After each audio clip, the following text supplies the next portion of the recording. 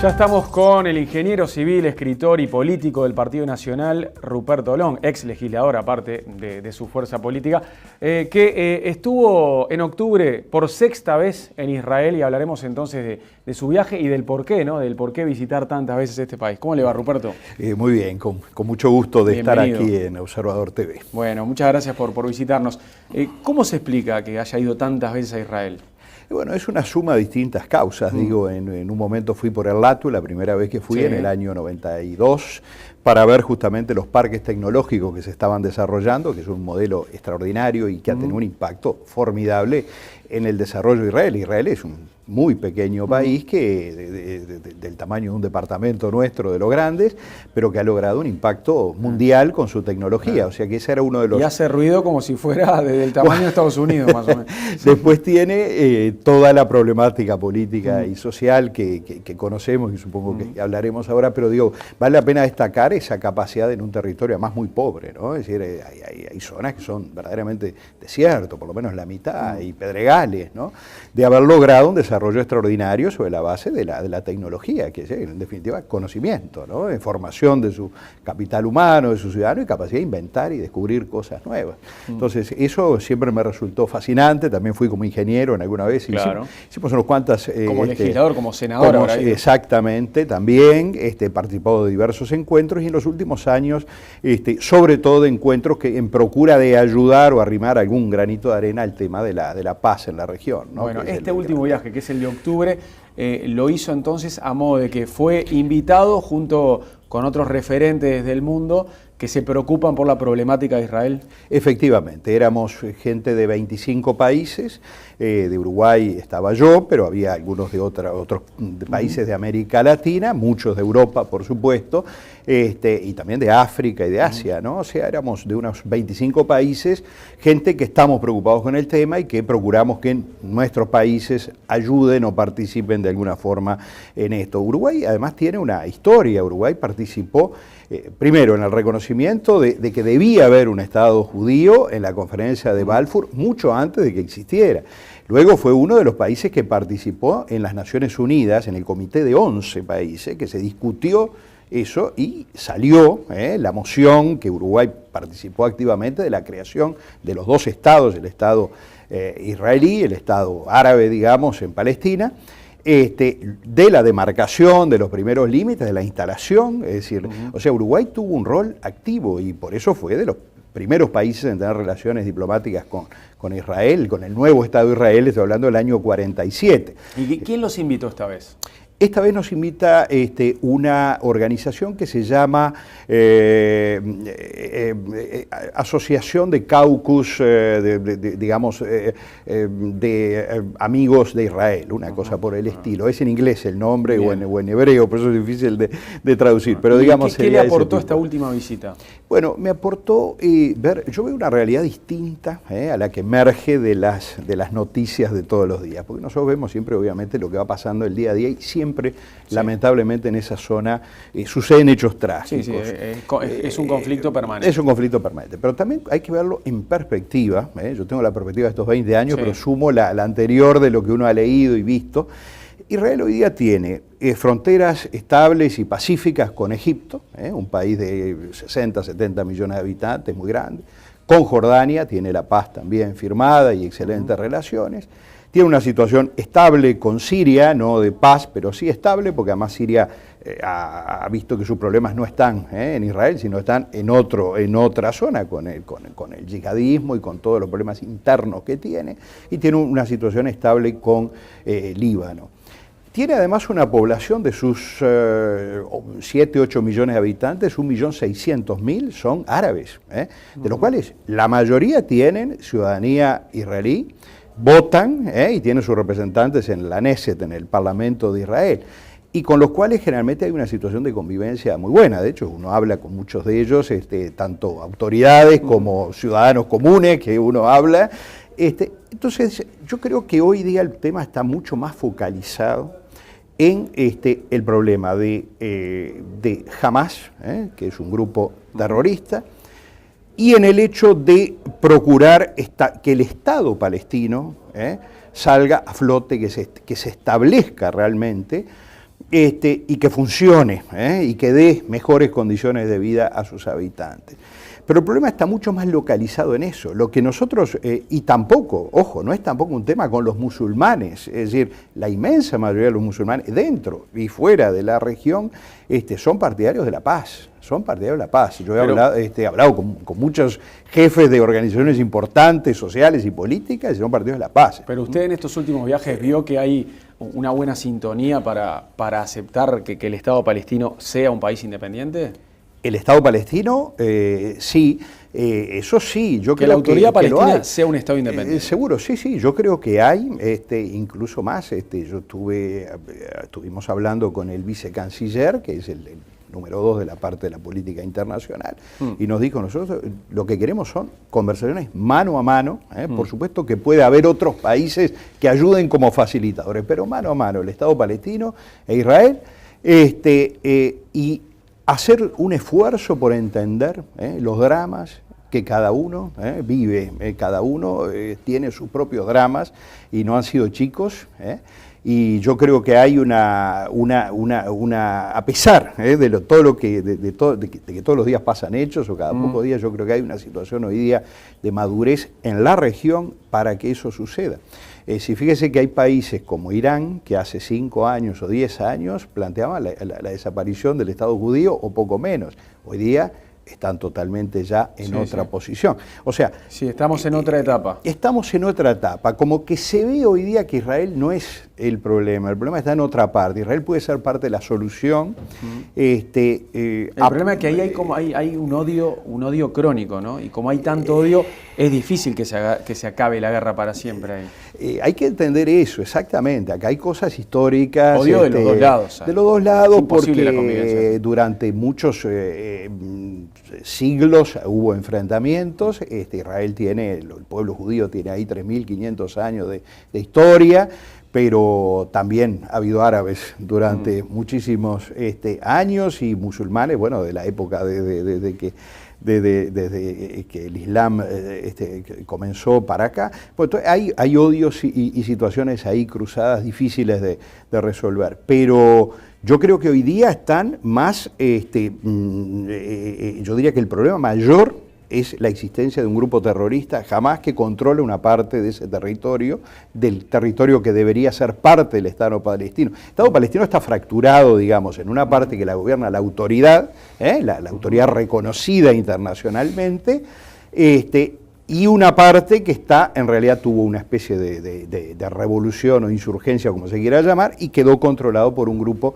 que es Hamás, que es un grupo minoritario, que yo creo que no representa a la mayoría del pueblo palestino, ni mucho menos, pero que basta cualquier atentado, cualquier hecho para que eso sea lo que inmediatamente dinamite los puentes. Entonces se instalan los puentes con enorme trabajo y al poco tiempo se vuelven a cortar, ¿no? Claro, los palestinos probablemente coinciden en los deseos de Hamás, pero no comparten la modalidad, ¿no? O sea, el estilo de lucha. Pero seguro, los deseos, digamos, pienso yo que todos los palestinos es en definitiva tener su Estado, vivir, desarrollarse. Tener su Estado y delimitado como ellos quieren. Delimitado, ¿no? Como ellos quieren, Sí. Eso va a haber.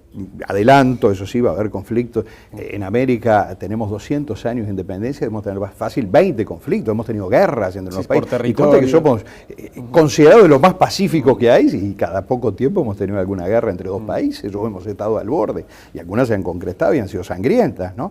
Entonces creo que el tema de los límites, sobre todo en una zona que hay tan poquito territorio, va a seguir durante mucho tiempo. Pero son dos cosas distintas. Una es el reconocimiento recíproco de los estados, con zonas de litigio, es decir, no, yo esta parte debe ser nuestra, los otros dicen lo mismo, entonces eso va a coexistir. Puede pensarse, yo lo oí esto por primera vez ahora, la posibilidad, bueno, ¿por qué no puede haber alguna zona coadministrada? Parece una utopía de convivencia. He oído a los representantes de la gente que está en los asentamientos de Israel, que ha dicho, bueno, si nosotros tenemos garantías de los derechos fundamentales, no nos importa que mañana esto se entregue al Estado palestino. O sea, hay como una cierta voluntad, a pesar de todo, y yo creo que hoy la gente que está en posiciones radicales de decir, bueno, no, el Estado judío debe desaparecer, eso se va disminuyendo, disminuyendo. Ahora, más allá de que el grupo Hamás obviamente es el que aplica, es el que termina rompiendo las treguas, ¿no? O el que termina destruyendo esos diálogos de paz con ataques, también es cierto que la comunidad internacional ha sido firme en repudiar los ataques desmedidos de Israel, ¿no? Que terminan matando a civiles del otro lado. Lo que pasa es que, por ejemplo, en el caso del conflicto de Gaza, que fue hace unos pocos meses, Israel soportó durante años el disparo. Fíjese que en Argentina, acá en Gualeguaychú, por ejemplo, a raíz de este conflicto que tuvimos, hubiera alguien, un grupo, no el Estado argentino, un grupo de gente que empezara a tirar cohetes, como tiraron miles. Lo que pasa es que Israel logró armar una especie de escudo de acero, que le llaman, que logró detener la gran mayoría hasta que alguno pasó, y alguno mató a alguna familia, y algunos empezaron a llegar a las grandes ciudades, a Tel Aviv y a Haifa, a Jerusalén, y bueno, ahí fue donde estalló el conflicto. Pero es muy difícil pedirle a cualquier Estado que tolere durante años el hecho de que de un país vecino se estén arrojando permanentemente misiles durante años y construirse túneles, que se iban descubriendo los túneles pasaban por abajo de la frontera y terminaban en el otro país. Pedirle a un país que no haga nada frente a eso es muy difícil. Eso no justifica que maten inocentes, ¿no? Por supuesto, pero para que mueren civiles permanentemente. Mueren civiles permanentemente de ambos lados, porque en este tipo lamentablemente, igual, en este tipo más de del conflicto, lado palestino. Habría que sumar a lo largo de la historia, ¿no? Habría que sumar. En este último tiempo sí, porque Israel ha desarrollado una capacidad de defensa muy grande, y evita mucho el hecho de que los ciudadanos queden expuestos. Eso no acontece del otro lado de la frontera, donde, y eso está también muy documentado, se han utilizado incluso los ciudadanos como escudos humanos, ¿no, verdad? Es decir, que se los colocan a veces a niños o a jóvenes en las zonas más delicadas, como forma de tratar de decir, bueno, entonces no ataquen aquí. Entonces se vuelve muy difícil, pero de todas maneras, yo no quisiera, digamos, entrar en el hecho de la parte puntual, porque todo eso son hechos evidentemente desdichados y condenables y indeseables que sucedan. Lo que sí, digamos, es mi percepción personal, es que se va comprendiendo que el Estado de Israel debe existir. Habrá discusiones sobre su frontera, sin duda, por mucho tiempo, y que el sector de gente que realmente, dentro y fuera de la región, que tiene posturas radicales, se va achicando. Es decir, por supuesto que la gran piedra en el zapato sigue siendo Hamás, que es un grupo organizado que controla una parte del territorio, además. ¿Cómo es vista la posición del gobierno uruguayo con respecto al conflicto? Bueno, yo puedo decir cómo es vista del lado por el lado israelí. En esta última visita que hizo, por ejemplo, ¿qué le dicen de la postura del gobierno de Uruguay? Bueno, una enorme decepción, ¿no? Es decir, Uruguay ha sido partícipe de la lucha por la construcción del Estado judío en Israel. Luego ha sido garante de paz en numerosos casos. Uruguay ha tenido tropas en el Sinaí por los acuerdos de Camp David durante décadas para garantizar la paz. Y Uruguay siempre ha estado al lado de la paz, es decir, y de tratar de ayudar de alguna forma a resolver el tema. El hecho de que en Uruguay la máxima jerarquía del país califique de genocidio, con lo que eso significa para el Estado de Israel, que es un país que ha sufrido, para el pueblo judío, lo que ha sufrido verdaderamente lo que es un genocidio, ha sido un hecho, una muy mala señal. Yo creo que en estas cosas, en estos conflictos, o se participa del lado de la paz, o no se participa. Digo, un país el gobierno ha dicho que está al lado de la paz. Bueno, se puede decir, pero si usted dice eso y por otro lado agrega leña al fuego, no está contribuyendo. Es decir, nosotros creo que yo puedo pensar que tiene más razón uno o que más razón el otro, pero lo que no puedo dejar en todo momento es de decir, bueno, ayudemos a buscar soluciones. Y yo condeno a un Estado, lo califico de genocida por un enfrentamiento fronterizo, grave, por supuesto, es algo absolutamente genocidio, fue Auschwitz. Eso tal vez tendrían que leerlo alguna gente. Genocidio es eliminar 6 millones de personas, nada más que por su filiación étnica o algo por el estilo. Genocidio es ir a buscar a la gente de noche, todas las noches, en una cantidad enorme de países de Europa, y por la sola sospecha, entre comillas, de ser judío, deportarlos y luego matarlos planificadamente. Eso es genocidio, la solución final es genocidio. Entonces, ¿cómo podemos tener esa enorme falta de respeto contra esta gente que ha sufrido de esa forma increíble? Que además no fue el único hecho, fue el hecho más grave a lo largo de la historia, y yo creo que el hecho más grave de la historia de la humanidad en esa materia. Pero es un pueblo que ha sido perseguido durante cientos de años, y yo creo que nosotros no podemos entonces con ligereza, entonces tenemos en este momento una cantidad de genocidios que están ocurriendo en Siria, en Irak y en otros países del mundo. En cada lugar que hay un enfrentamiento utilizamos esa palabra con esa ligereza. Yo creo que hay que medir, es decir, no lo hizo alguien, un comentarista en un blog o algo, no, lo hizo el presidente de una república, entonces yo creo que hay que tener mucho cuidado con el uso de las palabras, porque ese tipo de lenguaje no ayuda en absoluto, al contrario, y siembra más problemas de los que ya hay, que no son pocos. Ruperto Long, muchas gracias por visitarnos hoy. No, por favor, encantado. Que pase bien.